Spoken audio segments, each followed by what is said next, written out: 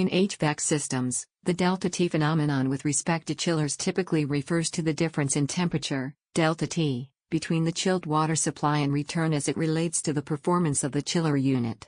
This phenomenon can affect the efficiency and effectiveness of the chiller system. Here are some key points. 1. Delta T variations. If the delta T is lower than expected, it may indicate that the chiller is not removing heat from the chilled water as efficiently as it should. This can result from issues such as fouled heat exchangers, low refrigerant levels, or improper chiller operation. 2. Efficiency concerns. A reduced delta T can lead to decreased chiller efficiency, as the chiller may have to work harder to achieve the desired cooling effect. This can result in higher energy consumption and operational costs. 3.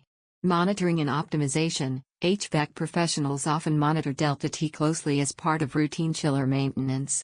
They may adjust system parameters, clean heat exchangers, or perform other maintenance tasks to ensure that the chiller operates within its design parameters. 4. Chiller sizing. Properly sizing the chiller for the cooling load of the building is crucial.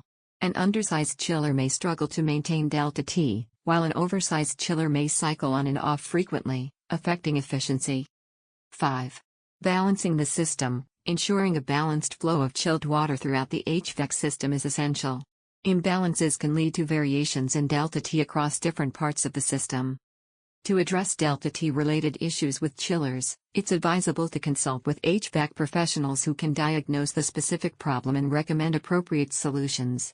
Regular maintenance, including cleaning, refrigerant checks, and system balancing, can help maintain optimal chiller performance and energy efficiency.